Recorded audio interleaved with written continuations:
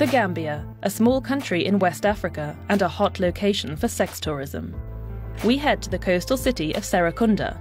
Senegambia Road is the go-to spot for parties and prostitutes.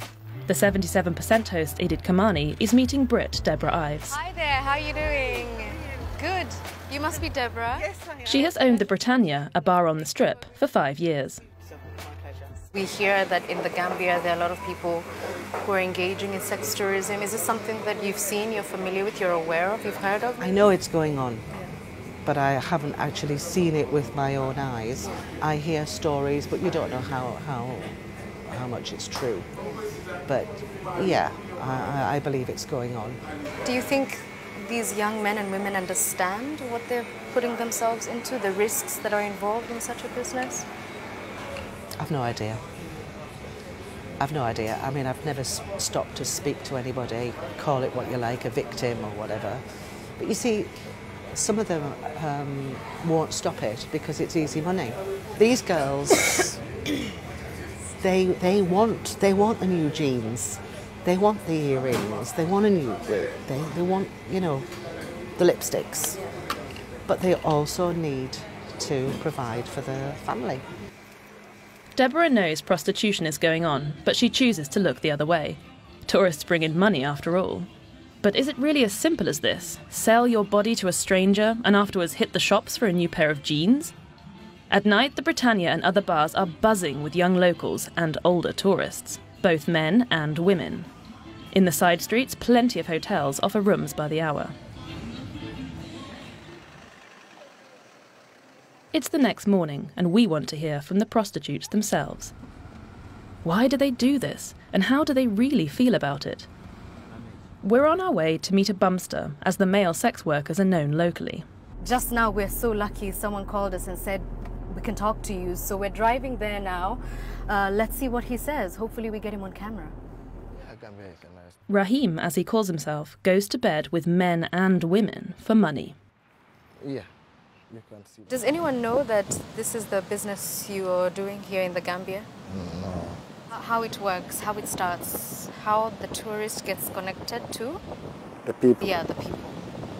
Yeah, like how everyone connected, because when they are on holiday, they are on their self. So they walk around, so people see them, they talk to them.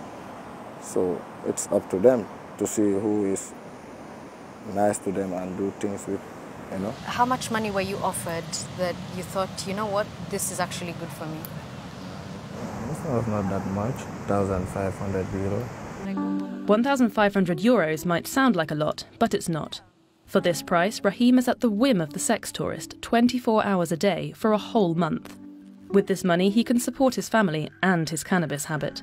He smokes to forget. Is there one point where your brain switched and you said, it's fine, I have to do it, so I might as well enjoy it?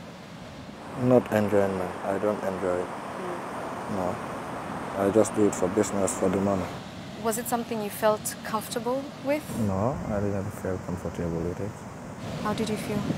Terrible.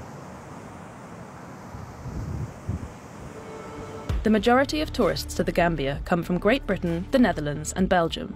Many are looking for sex. The client longs for a certain kind of companionship, while the sex worker longs for a different life. The Gambians who work in this business feel they don't have any alternative. In this majority Muslim country, the problem is played down. Youth Minister Henry Gomez says there's no need for action. Gambia is a friendly country. They call Gambia the smiling coast of Africa. If they met a tourist on the street and talk to him or talk to her, I cannot just come and say, no, you should not talk to the tourists. The tourism industry in the Gambia is being developed. 4 direct flights a week will soon be running between here and Germany, and there are bound to be sex tourists among the passengers. The only politician to get worked up about this is Tourism Minister Hamat Bah.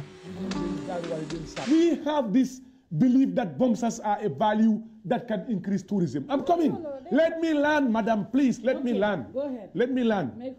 Meko. The fact of the matter is, this country's image has been battered heavily. Yeah. I was in Europe suffering everywhere, and I discovered things that are so disheartening. I agree. I discovered that we are considered a sex destination country. Gambia's reputation for sex tourism is not new, but there's little politicians can do about it. The bumpsters are simply offered too much money to refuse. But what are they sacrificing in return? Did it feel good at any point? No, I never feel good at any point because the first time I involved, after then I get paid, I started regretting. You started what? I start feeling guilty about it. What would you say to people who might judge you? If they judge me in that way, they have all the right because I shouldn't have. Was it worth it, the money that he gave you? Did it help your family? At the end, I thought it doesn't worth it. At the moment, the time I was doing it, I think it worth it because I was in need of it. But after I see it as it doesn't worth it. Tourists bring in money, that much is clear. But can any amount of money really make up for the effect that sex work has on the young people here?